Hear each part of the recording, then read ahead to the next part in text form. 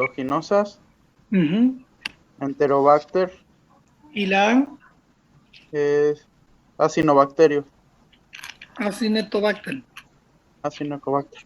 Esos bichos están matando a mucha gente, pero les decía que en el acrónimo de escape hay gente que quiere poner en vez de la K de Klebsiella una C, donde venga Clostridio difficile, porque también es hospitalaria, la C de Clostridio difficile y la C de Cándida, aunque esa no es bacteria, es un hongo. Entonces, como generalmente, vamos a empezar el día de mañana vamos a ver una infección por hongos que es coccidioidomicosis. Entonces hoy les voy a dar una introducción para que vean lo que es un bicho bien malandrín que se llama cándida, que es la especie cándidas, y las cándidas son algo que tienen que anoten por favor lo más que puedan de la sesión.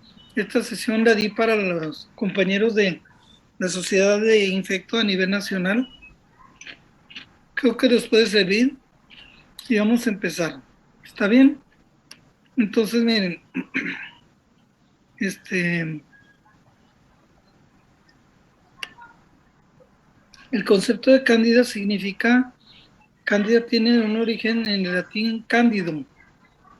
Cándido significa blanco brillante, en alusión a las togas de ese color que lucían los romanos, este, que estaban en cargos públicos. Entonces, simbolizando blancura, sencillez, pureza, honestidad. Entonces, cuando nosotros hablamos de cándida,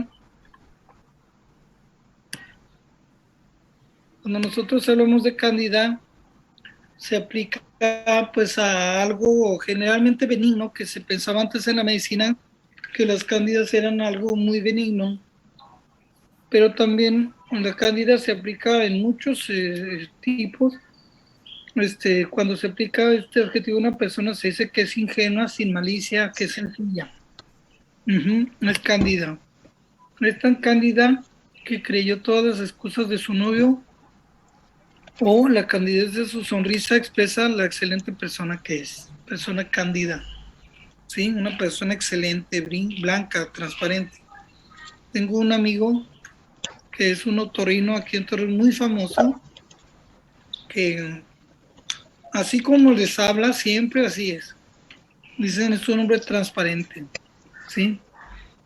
Un hombre cándido. Bueno, el objetivo de hoy es hablar de candidemia, que es cuando cándida entra en la sangre. Entonces vamos a hablar sobre generalidades de cándida, su importancia, su cambio epidemiológico que hemos tenido, los factores de riesgo, cómo se genera el daño, la clínica, el diagnóstico, las escalas de riesgo y los tratamientos. Básicamente es mucho. Pero yo les pregunto, ¿la infección de cándida se transmite en el hospital? O sea, si alguien tiene cándida, ¿se te pega la cándida a otro paciente? Les pregunto. Como no han estudiado el tema, mucha Sí se gente... puede, doctor. Bueno, al menos yo tengo entendido que, por ejemplo, la candidiasis vaginal se puede transmitir de una persona u otra por el uso de, pues, por ejemplo, compartir toallas o ropa de uso personal. Muy bien, la candidiasis local, como bien dices, hija, sí. Por ejemplo, tú puedes tener un contacto sexual con una muchacha que tenga candidiasis vaginal y tienes candidiasis balánica en tu surco balano prepucial y sí se pueden transmitir. Pues son infecciones de transmisión, pero intrahospitalarias generalmente no. Lo que pasa es no, la respuesta es no, la candidemia sobre todo, porque cándida en realidad es parte de la flora normal que tenemos. ¿Quién me dice dos partes importantes donde haya cándida? Normalmente como flora normal. ¿Quién recuerdan? ¿En la En la mucosa oral? boca, En la mucosa oral, sobre todo en la faringe. ¿Cuál otra? Muy La bien. mucosa vaginal. En la vagina, en el intestino, hay cándida, en la piel hay cándida. Entonces, ¿desde cuándo adquiere más importancia cándida? Desde que se inicia la era antibiótica. O sea, cándida empieza a manifestarse y a expresarse, igual que el Clostridio difficile, cuando ustedes usan mucho antibiótico y cuando los antibióticos dañan a la flora intestinal y ustedes tienen antibiótico que afecta a las bacterias, pero no hay nada que frene a las cándidas, entonces la cándida viene. Es muy común que, por ejemplo, algunas muchachas empiezan a tener una infección urinaria, entonces se les da tratamiento amplio, muy amplios antibióticos, y al rato tienen infección vaginal por cándida, ¿sí? Entonces es muy, muy importante. Y también la cándida local habla mucho de tu estado de inmunodeficiencias. Por ejemplo, en los pacientes con VIH, que pronto vamos a ver ya, ustedes van a ver, por ejemplo, afectaciones de la faringe, de la boca, la candidiasis que hay, la cándida que hay en la faringe se disemina toda y los pacientes empiezan a tener problemas para deglutir. Entonces, espérame tantito, déjame mandar un mensaje de un paciente que se me va a olvidar y después no le voy a dar mmm,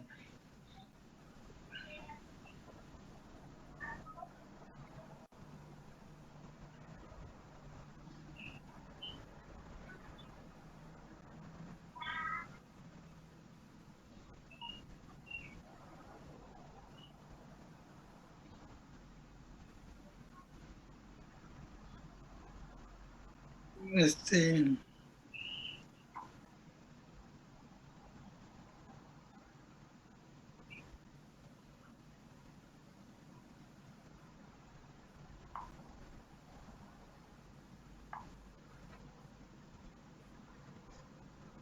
ok.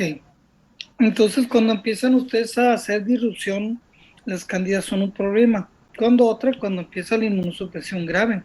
Cuando nosotros empezamos a tener el VIH, cuando empezamos a usar inmunosupresores severos, con mucho esteroide, aparece la candidiasis.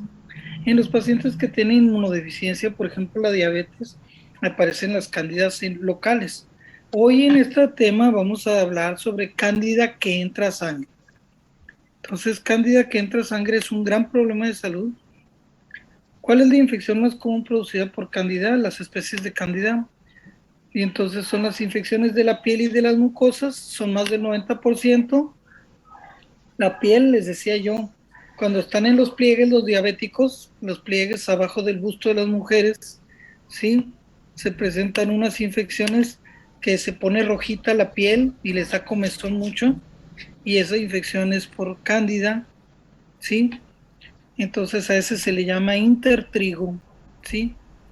Y pues los tratamientos son anfotericina B, azoles, candinas, se les ponen ahí unas cremas, enisoral, quinocandinas, este, fluconazol, etcétera, ¿sí? Estas son algunas especies de cándida. Este es un hongo que es una cándida albicans que está generando otra especie, una gemación, pero que se parece a un tubo. Y entonces, como para generar este tubo, dices, este es un tubo germinativo, este es una cándida albicans. Aquí lo pueden ver. Entonces, los hongos se dividen en los que son bolitas, que son levaduras, y hongos verdaderos, que hacen fragmentos de ramas como estas. Este fragmento de rama parece un hongo verdadero, pero en realidad no. Estos cuando se van creciendo, este es el tubo germinativo que sale de aquí. Este tubo germinativo, perdón,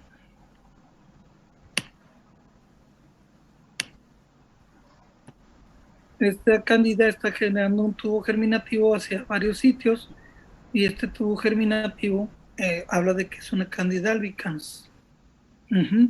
Estos son los hongos verdaderos, son ramas, no hay levaduras, estas son levaduras. Ok, entonces, ¿de dónde vienen? Por ejemplo, ¿De dónde puede entrar la cándida a la circulación? De infecciones en los ojos, de infecciones en la faringe, de infecciones en tejidos, algunos tejidos, en pulmón no tanto, ahorita les voy a decir por qué, pero en el vaso sí, en el hígado sí. Órganos de afectación, perdón. El pulmón, sobre todo en los pacientes que tienen cáncer muy avanzado. Hay una endoftalmitis, unos abscesos pulmonares infecciosos a veces, pero solo cuando el paciente está sumamente inmunocomprometido. En los riñones, en la vejiga hay candidiasis intravascular, lo que es lo más preocupante de la candidemia. Y aquí ven ustedes la cándida colonizando el intestino con levaduras y los tubos germinativos. Entonces, generalmente ustedes tienen en una cirugía de un paciente, aquí ven pacientes que tienen una candidemia que producen inflamación del peritoneo porque tuvieron una fuga en el sitio de anastomótico y como cándida es parte de la flora normal, sale del intestino y produce una peritonitis y de ahí se puede absorber y tener una candidemia. Pasan a la circulación y en la circulación todos estos puedes tener aquí. Es un gran problema, ¿eh? ¿Por qué es importante hablar? Existen otras especies de cándida, nosotros hablamos siempre de cándida albicans, pero existen otras cándidas que son bien importantes. Sí, la respuesta es sí. Y las especies de cándida otras, aparte de la cándida albicans, que es por decirlo así, la menos malandra, pero mata gente. ¿Cuáles son la causa de esas cándidas? El uso excesivo de azoles, ¿sí? Y generas especies que no sean cándida, que generalmente son resistentes a los azoles, como el fluconazol o el itraconazol o el ketoconazol. Entonces, esta, por ejemplo, es una cándida cruzei.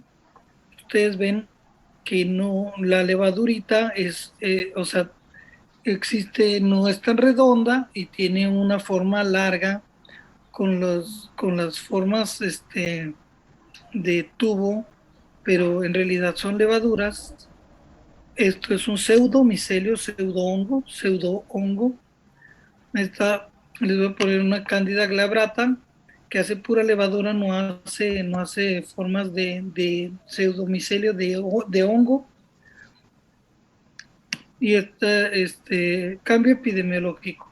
Entonces, ahí conocían ustedes al menos estas dos que son de interés porque tienen resistencia a los fármacos que damos comúnmente. Candida krusei, súper importante, y Candida glabrata, súper importante también. Lo uno es que esta candida es malandrina, pero es muy poco, es menos frecuente que la otra. El cambio epidemiológico, aquí pueden ver ustedes, diagnóstico de candidiasis invasiva en la terapia intensiva. Y cuando ustedes ven esta, ven que de los estudios que han ido recientemente, Candida albicans no llegan ni, o sea, han ido disminuyendo menos del 50% y las otras han ido aumentando. Aumentar la Candida tropicalis, que todavía le das con fluconazol, ¿sí? La parapsilosis, que es importante y se relaciona con los dispositivos de plástico. Hay una nemotecnia, parapsilosis empieza con P, y el plástico de los catéteres que pone uno, que son generalmente de plástico, no son de fierro. La Candida glabrata, la Candida krusei, que es escasa, la Candida krusei, perdón, es la menos escasa, la más escasita, y otras especies de Candida. Vienen otras nuevas que son la Candida auris, que se descubrió hace unos 4 años, gravísimos los casos de eso. Entonces aquí en este tiempo, 2015, estábamos hablando de las especies de Candida en porcientos del número de casos según las áreas geográficas que hay. La Candida albicans andan en un 50%, pero el otro sigue en la parapsilosis, la Candida glabrata, la krusei, un porcentaje muy bajo, es muy malandrina. La Candida tropicalis. Hay disminución en la Candida albicans y un aumento en especies no Candida no albicans. ¿Sí? ¿Por qué? ¿Qué tiene para qué ver esto? Este es un estudio en España, es Candida parte de las micosis invasivas. Entonces, sí, es una micosis que te puede invadir, invade el torrente circulatorio, ¿sí? Entonces es una infección por hongos que puede producir micosis invasivas, anótenlo, te puede matar. Vamos a ver ahorita qué lugar ocupa la candidiasis invasiva entre las micosis profundas. O sea, candidiasis que entra a la circulación entre las mucosis que son no de la piel, sino que están profundas y además afectan la circulación. Se van a sorprender con esto.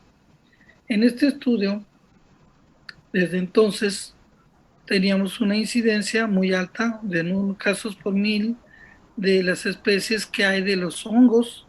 ¿Cuáles son las especies? Dice infecciones micóticas invasivas o dice infecciones por hongos invasivas en la bahía de San Francisco. Este estudio lo hicieron pensando que el más común iba a ser la histoplasmosis, porque en San Francisco hay mucho murciélago, y se encontraron que el número de pacientes con más de un aislamiento fueron estos, y la tasa de más frecuente bicho encontrado, vean ustedes las especies de Cándida, las albicans las más frecuentes, las no albicans 29%, lo siguen los criptococos, los coccidioides, las pergilus 23% y 21% la histoplasmosis. ¿Sí?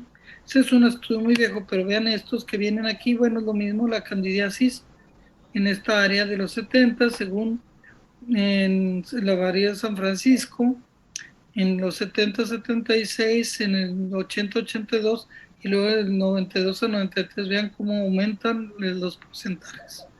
¿Sí? ¿Qué letalidad tiene la candidemia? Cuando hay cándidas en sangre, ¿qué letalidad tiene? Es altísima. Miren, hace unos 6, 8 años me habló un amigo y un neonatólogo. Me dice, oye, Barocha, no me ayudas a ver un paciente, es que fíjate que le dé a la niña una cándida en sangre. Le dije, sí, pues quítale las invasiones, todos los catéteres, cámbialos y metele fluconazol. Sí, ya le inició fluconazol.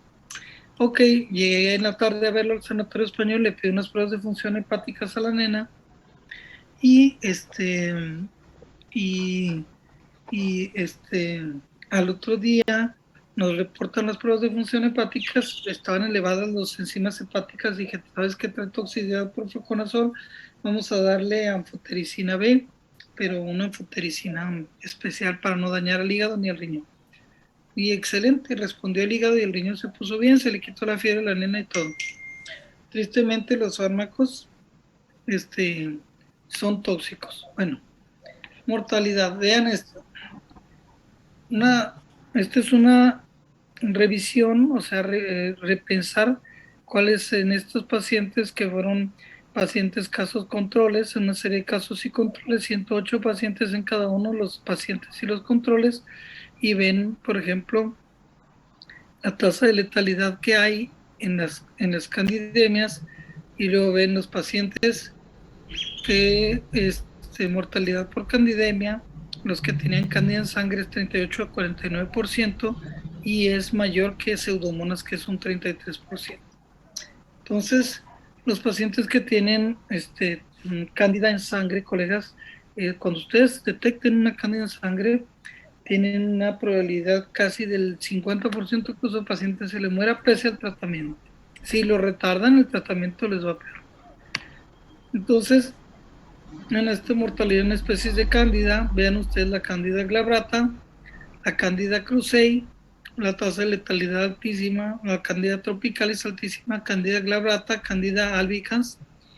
Ustedes dicen, bueno, los no albicans, estas son las no albicans, estas son las albicans. De 4 se muere 1, pero aquí en cándida glabrata casi se mueren, de 4 se mueren casi 2. Cándida tropicalis se parece mucho a albicans. Cándida krusei se mueren de 4, se mueren 3, de 3 se mueren 1, perdón. O sea, está altísimas las tasas de letalidad. Entonces, deben saber cuáles son los factores de riesgo que conocemos para desarrollar candidemia. Pues uno les dije ahorita, ¿qué factores de riesgo hay? ¿Cuáles les dije para que se desarrollen las cándidas, muchachos? ¿Quién me repite 1 o 2? Inmunosupresión. Supresión, muy bien. VIH. VIH, muy bien. Uso de esteroides, cirugía del abdomen cuando hay fuga, eso en peritonitis, y uso excesivo de antibióticos o uso excesivo de algunos antifúngicos. Entonces los vamos a ver, son un chorro, miren. Diabetes es inmunosupresión, falla renal, cirugía reciente, sobre todo abdomen, los catéteres urinarios, poner una sonda, catéteres intravasculares, estancias prolongadas en terapia intensiva, porque se usan mucho antibióticos, transfusiones múltiples, colonización de varios sitios, antibióticos de amplio espectro, inmunosupresión, como lo dijeron, que les bajen los neutrófilos, las quemaduras en 50%, híjole. Cuando rompen las barreras del tubo digestivo en una cirugía, cirugías abdominales grandes, cirugías del tracto urinario en presencia de candiduria, traumas mayores, nutrición parenteral, sobre todo Malassezia furfur, es un bicho que entra sobre todo cuando les dan nutrición parenteral. A los pacientes que los tienen en hemodiálisis, los pacientes graves, los pacientes que tienen catéteres venoso central y cuando tienen infecciones de la vía urinaria por cándida de más de 10 a la 5, o sea, más de 10,000 unidades formales de colonia por mililitro. Entonces, ¿cuál es la patogenia?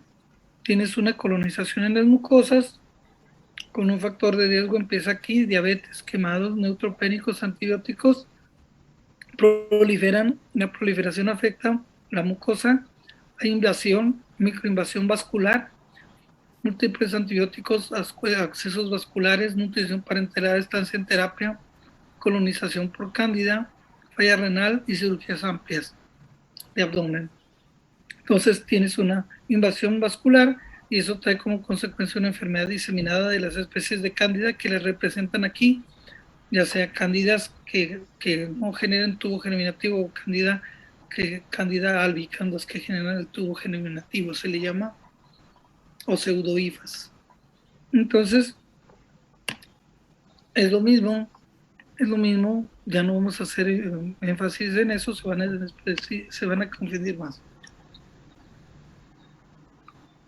Cuando tú haces un estudio de los aislamientos en sangre, pensando en algún bicho qué lugar ocupa, y este estudio sorprendió al mundo, es una infección de Clinical Infectious Disease, donde ven las cándidas estaban en un 29%, les ganaba todos los que estaban, de estos que son los más frecuentes, en las cándidas, 47%, ninguna le llega en total las terapias intensivas. Ven ustedes aquí, 39% de las especies de cándida, ¿sí? Más frecuente en pacientes, sobre todo con pacientes con neutropenia, pero hay en todos, ¿eh? Entonces, globalmente es el sexto al octavo lugar de los aislamientos, pero en este estudio que hicimos, se hizo en el 2014 en todas las terapias intensivas de Estados Unidos, cándida de especies fue el bicho más común en la sangre, 22% en un estudio seccional, o sea, les tomaron cultivo a los sospechosos de tener un bicho, y el bicho que más encontraron son las especies de cándida en la Unión Americana. Entonces, ¿cuál es la epidemiología que tenemos en la clínica 71? Estos son datos del 2015 de EPINFO, de aquí de epidemiología clínica en la 71. Si nosotros nos ponemos a buscar las cándidas, tenemos un 6%. En las bacterias relacionadas a líneas, los más comunes son los estafilococos, los acinetobacter, los estafilococos, Klebsiella, enterobacter. Las cándidas aquí no la tenemos tanto, pero no es un estudio de una sola, sino un estudio de tiempo, de todo el 2015. Entonces, nosotros, por ejemplo, vemos que andamos en el séptimo lugar, 1, 2, 3, 4, 5, 6, 7, más o menos, de los más frecuentes aislamientos en la sangre, pero luego vamos a ver cuándo aparece cándida. Cándida aparece luego que ustedes le empiezan a dar mucho antibiótico a los pacientes y aparecen generalmente las cándidas en el día 22. Para el día 22 de un paciente estando con terapia grave, mucho antibiótico, es cuando aparecen las cándidas. Cuando les reportan una cándida el primer día, Dicen, sabes que está colonizada tu prueba, pero como quiera hay que darle tratamiento porque la tasa de letalidad es altísima. ¿Cómo se hace el diagnóstico de candimedio? Es bien difícil, colegas. Las cándidas cuando entran a la sangre rápida las elimina el cuerpo. Entonces, diagnóstico de candidemia, al ingreso en la UCI del 5 al 15% para que tengan reconocimiento, ya están colonizadas por cándida, 5 al 15%, o sea, una minoría. Pero cuando pasa varios días, 50 al 80% están colonizados, o sea, casi la mitad a la mayoría, de la mitad a la mayoría, cuando se exponen a factores de riesgo que son el uso de antibióticos, pero solo 5 a 30% de estos hacen invasión, o sea, se colonizan en las mucosas y la colonización, ¿cuáles son mucosas? Pues la faringe, la colita, la vagina. Entonces, ustedes hacen cultivos hasta de esas partes y si ven colonización, importa. ¿Cuál clínica? Generalmente no hay datos que diferencien entre una infección por cándida o una infección nosocomial. La presentación es muy variable y generalmente se sospecha cuando hay fiebre, pese al uso de antibióticos. Ahorita, el paciente que anoté hace ratitito, que los puse unas notas aquí, es un paciente con inmunosupresión y ese pacientito seguía con fiebre. Oye, no le llamo, le digo, ¿sabes qué? Pídele un estudio para ver si no tiene inmunosupresión. Salió, y rápido le dije, le pones fluconazol mientras llego, ya cuando llegué ya no tenía fiebre. Entonces, el paciente iba mal, se debe hacer un estudio del fondo de ojo porque a veces creen, ahorita van a ver ustedes la aplicación de unos exudados cotonosos en la retina. Ya me lo vamos a terminar, ¿eh? Se les hace un fondo de ojo, le hablan uno al oftalmólogo y uno ve las lesiones por hongos. Las muestras de tejidos generalmente revelan colonización y los hemocultivos tardan o varios días y salen en menos del 50% los cultivos para hongos en sangre, menos, muy poco factible. Entonces, esa es una retina. Ustedes ven esta cándida ahí, estos crecimientos de hongos. Estas son cándidas, no es un medio de cultivo, es el fondo de ojo. ¿Saben ustedes hacer un fondo de ojo? Pero solo se ven del 10 al 26% de los pacientes con candidemia. Entonces dicen, no, doctor, pues se ve en la minoría. No, pero lo tienes que buscar porque si lo ves es diagnóstico y tiene gran valor. Cuando uno sospecha, cuando hace unos cultivos específicos reflejan colonización. Generalmente la candidiasis profunda en el hemocultivo son positivos pero tardíos, pero en menos del 50%. En la vía aérea de pacientes con ventilación mecánica, les pregunto yo, por ejemplo, un paciente le haces un lavado bronquial y sale cándida. ¿Le dan valor? Sí o no a un paciente que está en ventilación mecánica. Eso es muy difícil para ustedes que lo sepan, pero no tiene ningún valor. Generalmente les está diciendo que está colonizado su paciente por cándida en la faringe. Entonces, la respuesta es, ¿debe dar tratamiento? No, para nada. Es muy rara la neumonía por cándida. El epitelio broncoalveolar no permite adhesión de especies de cándida, entonces que sea secundaria a diseminación hematógena con microabscesos. Solo se ve en cáncer final, casi nunca. De hecho, si ustedes tienen un paciente con fiebre y lo ven con infiltrados pulmonares en la radiografía, desde ahí le dicen, eso no es cándida. El que te está produciendo esto no es cándida. Porque no hay receptores para cándida en el epitelio broncoalveolar. Aquí lo dice. Entonces, ¿qué debemos hacer? Hacer una punción transtorácica de la lesión y si ahí sí sale, o sea, por una punción transtorácica llegas al sitio y te reportan un hongo, sobre todo cándida, no un hongo, cándida, estamos hablando de cándida, tiene valor. No hay una prueba universal para el diagnóstico de candidemia. A veces se detectan metabolitos fúngicos, detección de antígenos fúngicos, el DNA fúngico, respuestas de anticuerpos contra moléculas fúngicas. La detección de 1,3 beta-glucano, por ejemplo, no es específico de cándida, se ven otras. Tiene una sensibilidad del 50 al 80%. ¿Sí? y más reciente un valor predictivo del 70 al 81%. Se debe usar conjuntamente con la clínica, microbiología y radiología.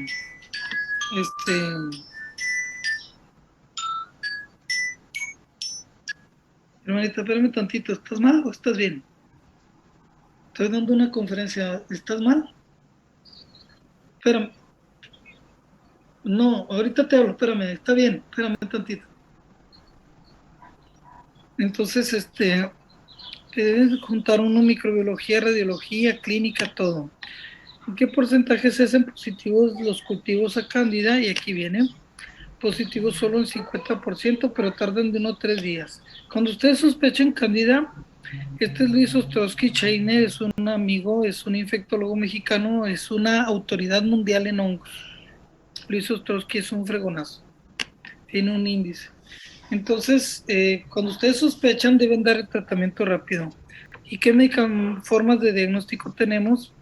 El Septifast PCR, el Malditov Lab T2 resonancia magnética, este es buenísimo, pero no hay en México.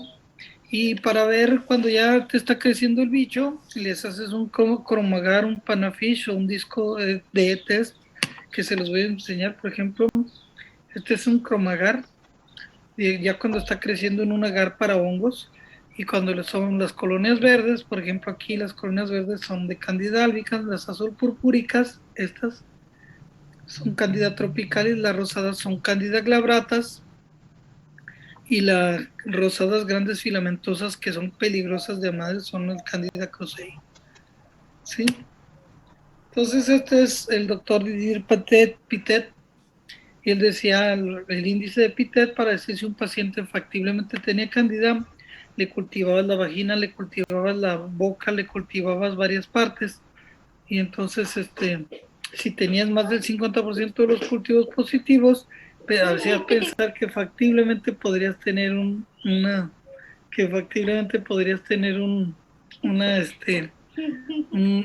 infección por cándida, ¿sí?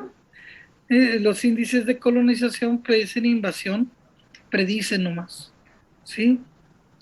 Y esa de mayor gravedad a mayor colonización. Índice de más de 0.5, o sea, más de la mitad de las partes cultivadas, identificas a los pacientes que desarrollarán candidiasis tarde o temprano, en promedio 6 días antes, y ahí dice, si inicio el tratamiento, pues con la tasa de letalidad que tienen, generalmente sí. Entonces, aquí están estos métodos, índices que son son laboriosos, inespecíficos, son difíciles de interpretar y tienen bajo valor productivo. Uno de los mejores es el MSG04, y por ejemplo uno de esos son estos estudios.